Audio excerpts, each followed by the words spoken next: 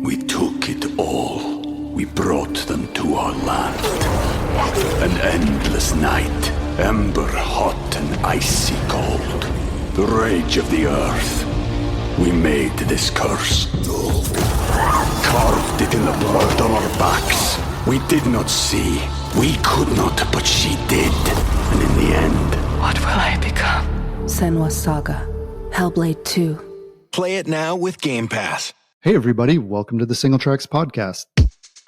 My name is Jeff, and today my guest is Rhett Jones. Rhett is a high school senior and a mountain biker living in the Austin, Texas area. He's the founder of Station Bike Park, a new private park that he developed on 150 acres of former ranchland northwest of town. Thanks for joining me, Rhett. Yes, hello. Glad I'm here. Yeah, you're coming to us from the ranch, and it sounds like you're spending a lot of time out there. Currently living on the ranch, is that right? Yeah, I live here like 3-4 days a week and live back in Austin 3-4 days a week. Okay, cool. So how long have you been riding mountain bikes? I've been riding only for 3.5 years, kind of when COVID started. Mm-hmm. But like June 2020, I went to Angel Fire, my first proper park. Loved it and have been riding like 6 days a week since then. Oh, wow. Yeah. So when you went to Angel Fire, was that just like a vacation? You're like, hey, I'm going to try mountain biking, or had you ridden before? Yeah, it was just a normal family trip. So I decided to try mountain biking because I was watching YouTube videos on it and stuff. And then so fun. So I got back home, quit all my other sports, and like only rode mountain bikes, and I rode all the time. Oh, wow. Cool. Yeah. Yeah. Sounds like you got obsessed. Where were you riding like when you first started out? Are there a lot of trails in Austin? Yeah, there's still a lot of trails in Austin. So I was just riding all the local trails, made it out to other parks when I could as well. Cool. So then fast forward a couple years, 2022, I heard that you worked to get like a free public bike park built. How'd that get started? What was the idea behind that? So I actually got the motivation from my school. I go to a school called Alpha, and every kid there does a masterpiece, which is a really ambitious project you do over your 4 years of high school, right? Okay. So I was like, oh, I'm going to go make a bike park. And at that time, my idea for a masterpiece was, making a smaller local park, which ended up being like 1 or 2 trails and a pump track on 2 acres of land and a small land and money grant from the city. Okay. And I had a lot of awesome people helping me out with that project as like a stepping stone, as a resume project for Station Mountain. Okay. Because I wanted to make a proper shuttle service park, seeing serious numbers, I knew to raise the investment for that, I needed to already make a park. So I actually had some legitimacy to my young age. Right. Yeah. Yeah. Well, I mean, was that hard to do? Like, was it hard to get approvals and get people organized and everything to build that smaller park? Yeah. So I ended up making a pitch deck and I went to the city with it.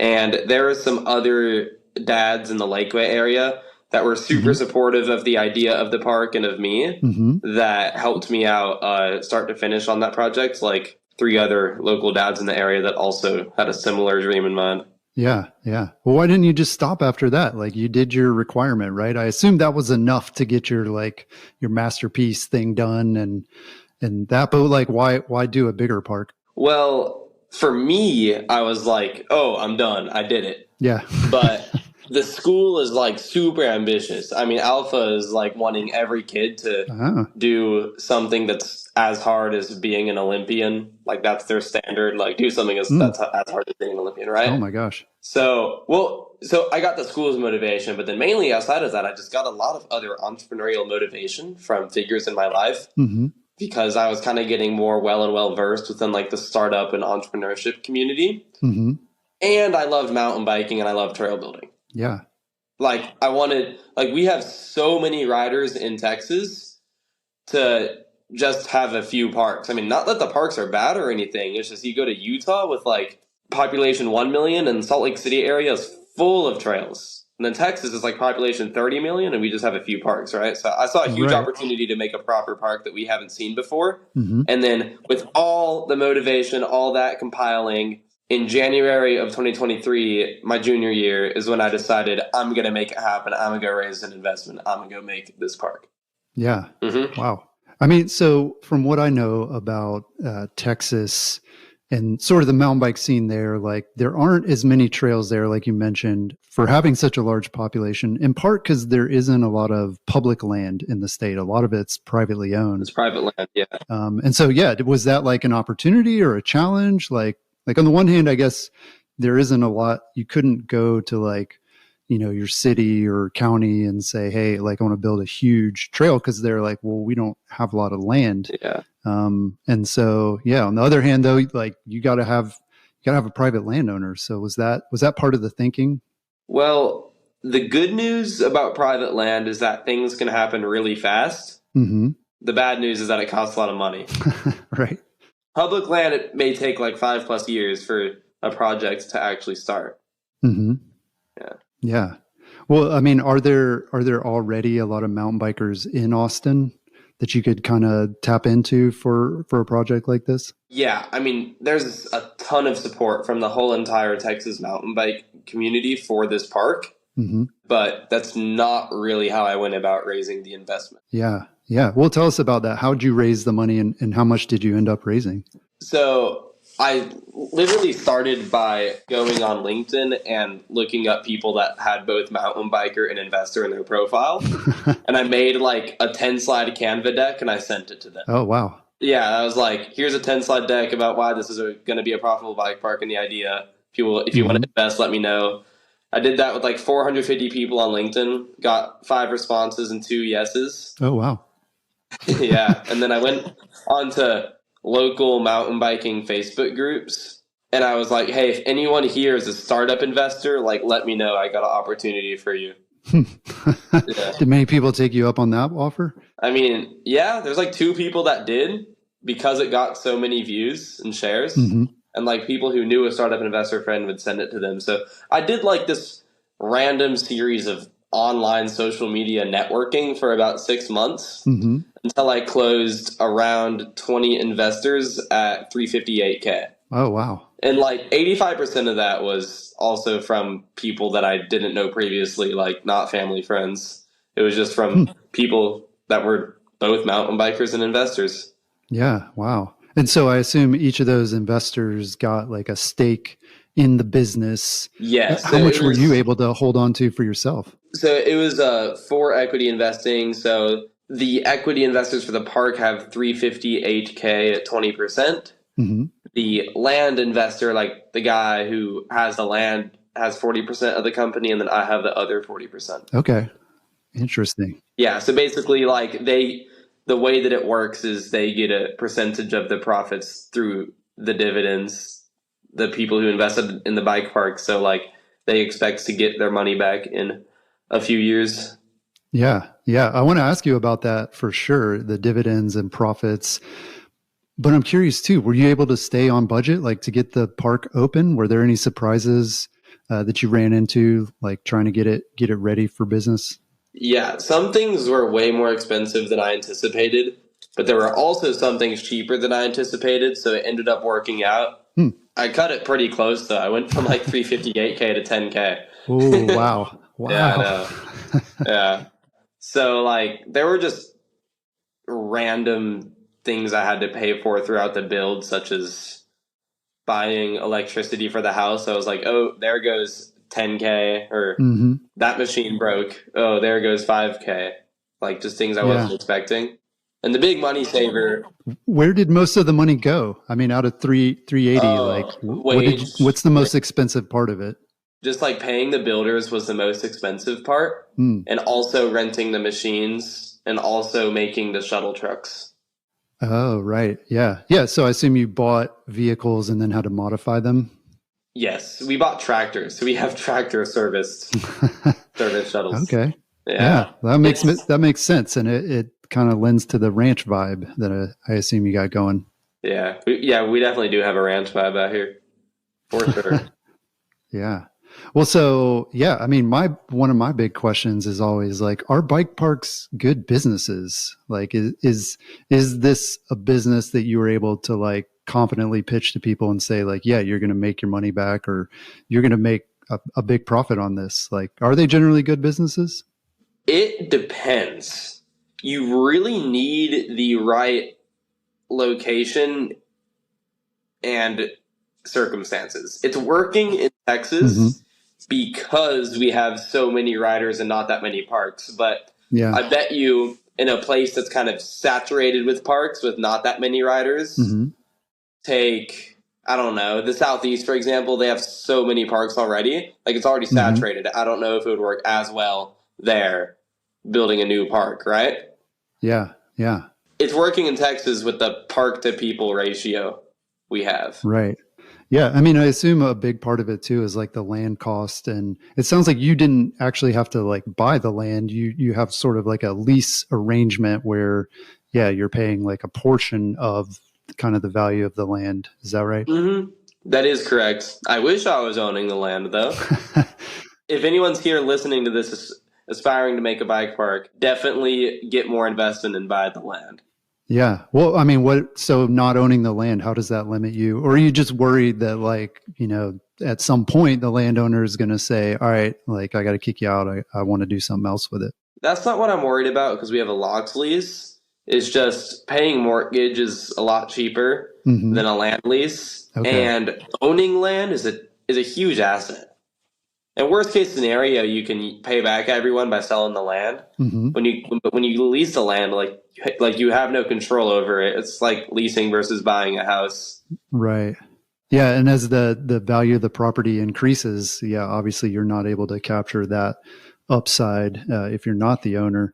And I assume too, I mean, this land, it was previously what, like ranch land, farmland? Hunting. Is that kind of what? Hunting. Hunting. Interesting. Yeah. Yeah. And I guess there are a lot of similarities between that type of land use and mountain biking. It's a recreational thing.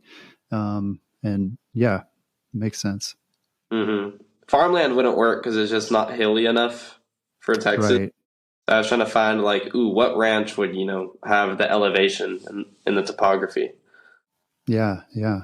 So when you were putting together this 10 slide pitch deck, were you able to use like other successful bike parks as an example? Like, were you able to find out their finances and like how they operate? Was anybody helpful along the way for you? Yeah, I talked to other bike park founders about numbers and stuff on bike parks they made. Like Pete Costain with Legacy Bike Park was a really big help. Yeah, and then the guys over at Windrock as well were a big help. Yeah. And then Spider Mountain is just the only other like proper downhill serviced park in Texas. So like they were a really good side by side comparison, and what Spider Mountain is doing as well is super, super cool.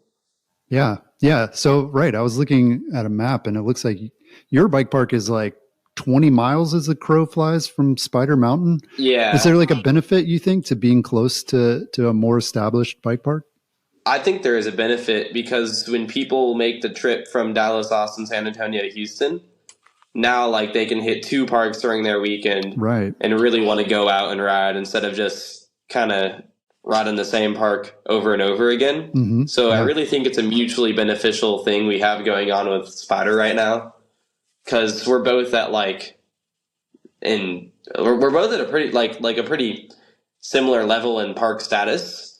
Like there's not really other like there's not another park in Texas that's running like 5 daily employees and a week by week trail crew and like a lift or a shuttle, right? Like, there's just no park even close to that size in Texas, even though there's a lot of other really cool trail systems. So like having 2 of the big Texas parks, like the only 2 right next to each other, is definitely mutually beneficial. Yeah. Yeah. It seems like it makes it a destination. Yeah. And Reveille Peak is a 3rd bike park in the area. It's volunteer built and they have just these really sick jumps, pedal only, that people will also kind of link up in their, I guess, trio bike park trip for the weekend. Yeah. Yeah. Well, when you looked at Spider Mountain, I mean, was part of your thinking to differentiate yourself from that as well? Like how does Station Bike Park compare to Spider Mountain in terms of the trails and the like difficulty and terrain? Yeah, Station and Spider are two completely different parks. Like Station Hmm. is full of jumps. We have a line called 75 hits with 75 jumps from top to bottom in Texas, Oh, which is wow. wild. And like, at Spider, like they're more focused on the tech. I mean, like they have some sick, like fast tech trails, fast rock trails. Hmm. And Station's more about like a ton of jumps and rollers and longer laps top to bottom. Hmm. Yeah. It's not like one is better than the other. It's just kind of two different parks. Yeah. Yeah. It sounds like it. Yeah. So, how do most bike parks, and I guess specifically Station Bike Park, make money? Is it ticket sales or like equipment rentals, repairs, sales? I mean, it seems like you have a lot of revenue streams, but is one like much bigger than the other ones? Yeah. So when I made the projections, I thought that there was going to be money from the ticket sales and then also making money from like the bike shop, the food truck, selling merch, so on and so on. But I was wrong. Like I'd say like 97% of our revenue is just from ticket sales. Okay, wow.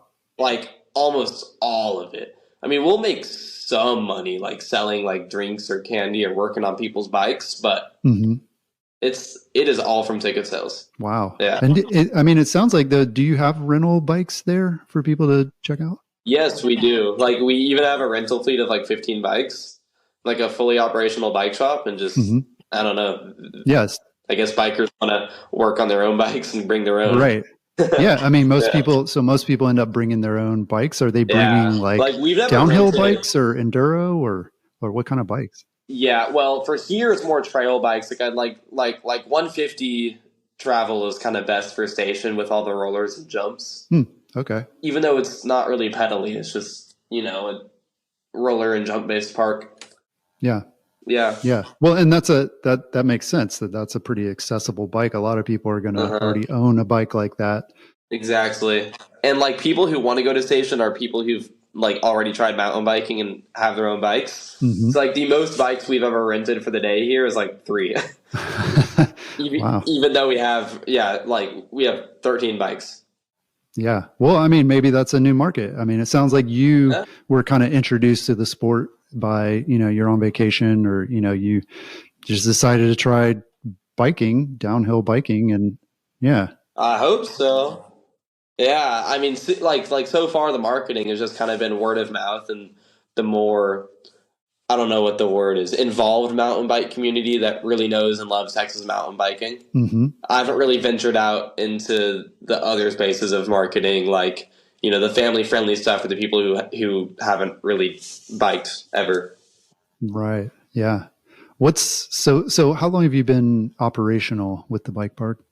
5 weeks, 6 weeks now. Yeah. 5 weeks. Wow. Yeah. I was going to ask you, like, what is the season, I guess, for that? Do you have any idea? I mean, is like summer too hot and so you're more of like a shoulder season thing, or are you open year round? Yeah. October through May is kind of all the same. I mean, I guess the coldest month is the best, like February, but not really much difference. But like, I am not looking forward to June through September. Yeah. Yeah. Maybe shut the park down and go on vacation. Go back to Angel Fire.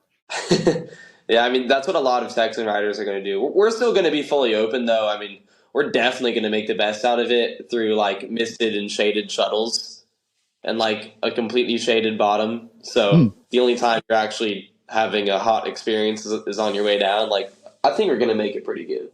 Yeah, awesome. Sounds like a plan. Was insurance an issue for you? It seems like this is a pretty novel thing. I mean, anywhere in the country, but especially in Texas. Did you have a hard time getting that? And was it expensive? For every park, insurance is always an issue, but I think we have like the best insurance situation out of any park in the whole world because we are in one of the most unrestricted properties and one of the most unrestricted counties and one of the most unrestricted states. Okay. So insurance is like as cheap as it gets. Oh, wow. Yeah.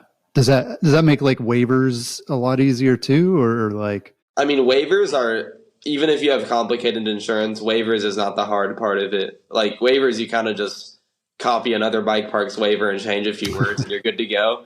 Right. It's more about like how do you make sure that if your park gets sued, it's not done. Right. Well, so yeah, I mean, it sounds like, the amount that you had to spend to get the park up and running was not a small amount. And yet I wonder, did you look at the economics of a fixed lift system? It seems like we don't see that at a lot of parks, and I'm sure it's crazy expensive. Do you have any idea how expensive that is? We took it all. We brought them to our land. An endless night, ember hot and icy cold. The rage of the earth. We made this curse. Carved it in the blood on our backs. We did not see. We could not, but she did. And in the end... What will I become? Senua's Saga. Hellblade 2. Play it now with Game Pass. Ooh, wow. Yeah, wow. That's crazy. And yeah, what that cost for what is like the vertical that you have at the park? The vertical is only 370 feet. The point, I mean, the reason why that lift would be expensive is because it's about 4,200 feet long. Oh, right. So you need a lot of towers. Yeah, it's just like pretty mellow property. Mm-hmm. Like, and it's funny because like we still have the most vert in Texas. Mm-hmm. And then like Spider's Lift, I have no idea how much that was, but yeah, like their property is only about 1,700 feet long. Mm-hmm. So I see. I bet a lift there would be a bit cheaper. Yeah, it sounds like it's steeper, but yeah, more natural trails. Mm-hmm. So you've been open for 4 or 5 weeks now. What's your favorite part of owning a bike park? Oh, when I see people ride and having fun. When I see people ride and smiling, that's like what I'm doing this for. I'm doing this for the Texas mountain bike community. Like I want riders in Texas to like have fun and get on bikes. So I love to see when they enjoy it. Yeah. Do you get to ride much yourself? Oh, all the time. Like when I'm quote unquote on the clock, I'm just riding with people, getting laps all day. Nice. Yeah, it's fun. It's super fun. Yeah. What surprised you though? Like, are there any things that you don't like or things you didn't realize that you would need to do as a bike park owner? Yeah, managing employees is hard. Well, right now it's actually kind of nice. We're doing good right now, but back during the build process, I mean, like, especially managing employees as a high schooler, right? Starting authority, it just sucks. Yeah. Did you hire some of your friends or are these like people who are older than you and kind of that age difference makes it tough? People who are older, people that I didn't know previously, just like trail builders from around the nation. And then 5 local guys too. Yeah. I'd say I was friends only with like 1 dude on the whole job. Oh, wow. Yeah. Interesting. So what are your plans for the bike park and for yourself in the future? For the bike park and myself? Yeah. Well, for the bike park, I just want to keep on improving, keep on editing it, and just gradually make it better and better, as good as it can be, because this is truly a for riders, by riders park. Mm-hmm. And for myself in the future, I want to make the world's best bike park, like something like the next Whistler. That's what I really, really want to do. And just as Rough Hollow Bike Park, the old one, was a stepping stone or a resume project for this. Like, I see Station as a resume project for the next bike park as well. But that's later. Yeah. I'm still totally only thinking about Station right now and having fun with Station. But yeah, that is the end goal. Yeah, cool. Do you think you can do it in Texas? No way. Like this is something that needs like a ski town base area and 3,000 feet of vert and like tens of millions of dollars. Like it's going to require a ski resort as well. Yeah. Well, it's certainly ambitious, and I don't doubt you at all. Like seeing your past 2 successes, which came very quickly at such a young age. You got plenty of time to make it happen. So wish you the best of luck. I'm very excited as well. Well, you can find out more and I assume, buy lift tickets online at stationmountain.com. We'll have a link to that in the show notes. That's all we've got this week. We'll talk to you again next week.